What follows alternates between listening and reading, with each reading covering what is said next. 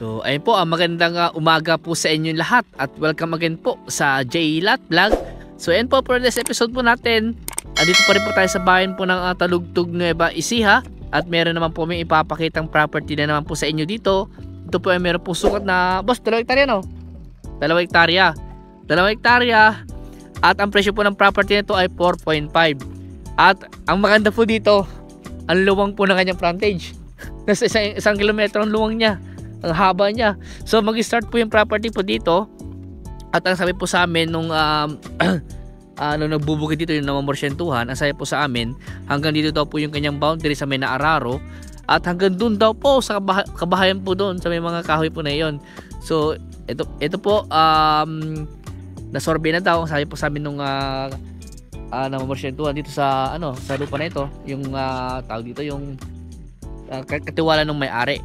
So ito po, may power line na, ayan, nasa mga 8 yata o 10 yata yung poste na nakaano sa property. 10 mahigit, o ayan. So, yun nga po, ang estimate po namin nasa mga 1 kilometer po yung kanyang entrada o frontage. At ito nga po ay rice field po siya. Ang maganda dito, boss, gawing sa ibenta niya, lote-lote yung makabili dito. Pwede niyang ibenta ng per lot o kaya ipa-subdivide niya para maging subdivision. Ayan, maganda. Tapos ang dami ng poste, poste ng kuryente. Kaya kahit saan ka mag-tap dyan, pwede. At ano po dito, itong property po na to ay ang source of water po dito, deep well. Pero meron pong irrigation po sa part po na yan. Nasa bandarya may irrigation po, irrigation canal. At ito nga po ay bukit po siya, flat terrain. Hindi po binabaha po itong flood free. At malapit lang po sa town proper po ng Talugtog, siguro mga 5 minutes driving lang po. At ang layo po niya lang po sa sa provincial highway o national highway po na, national highway ay 150 to 200 meters po ang kanyang layo sa national highway. Gimba, Talugtog Road po. At ang layo po niya sa T-Flex, pwedeng Pura, pwedeng Victoria, siguro mga 30 minutes driving po. So ito po yung kanyang irigasyon. Yan, meron po irigasyon, may outlet na po ng tubig dyan. At sa akin walang laman, pero dyan po sila kumukuha ng source of water po nila sa patubig po ng kanilang palayan. Kagaya po ito, dito sa bahay po na ito, nakatap na po yung kuryente niya dito sa poste na ito. So pwede po tayo magtap po dyan. At ito nga po ay public na kuryente po, hindi po siya private. At may mga puno ng saging, hindi ko alam kung ilan po yung puno ng saging. At hanggang dito po, diretso pa po yan. Ayan po, tignan nyo kung gaano kaganda yung property na ito. Ayan, at kitang-kita po ito yung bundukin ng Caraballo at yung bundok ng Morong at yung bundok po ng Bangkay o Mount Bangkay na tinatawag. Opo. Ayan. So, yun natin yung po yung katiwala.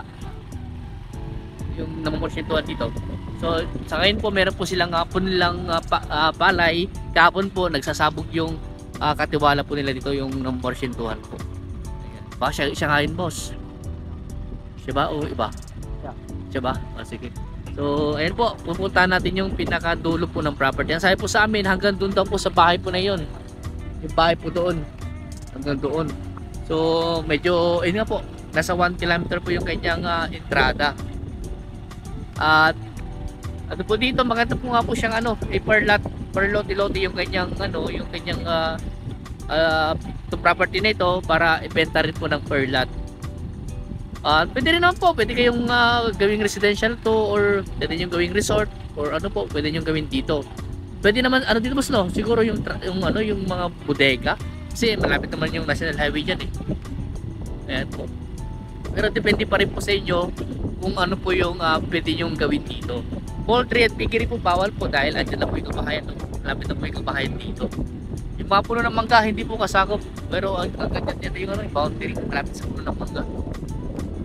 Pero ipaparelocate survey na lang natin kung sakali. Pero kung kaya naman nilang ituro yung mga muko, mas mainam kahit huwag na natin iparelocate. So hanggang hanggang doon sa may bahay. Yan.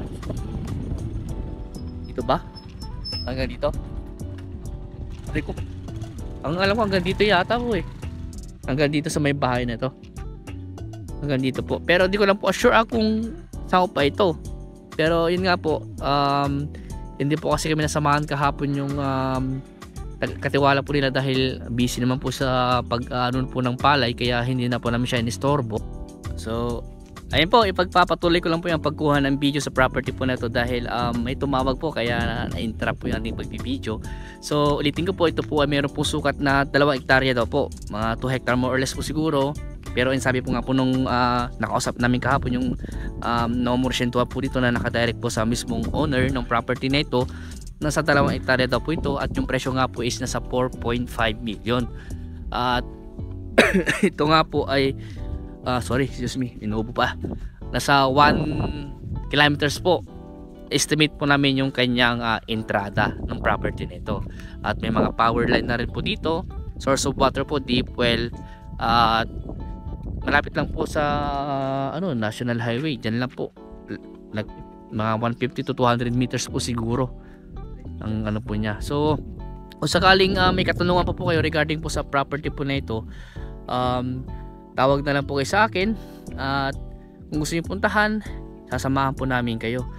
At located nga po dito sa bayan po ng Talugtog, Nueva Ecija. Para makita nyo rin po, ma-check nyo rin po yung mga dokumento ng personal. Kung sakaling gusto nyo rin po kausapin yung may-ari, sasamahan po namin kayo para makausap nyo po yung may-ari dito ng personal. So hanggang dito po muna at maraming salamat po sa inyo lahat at God bless po.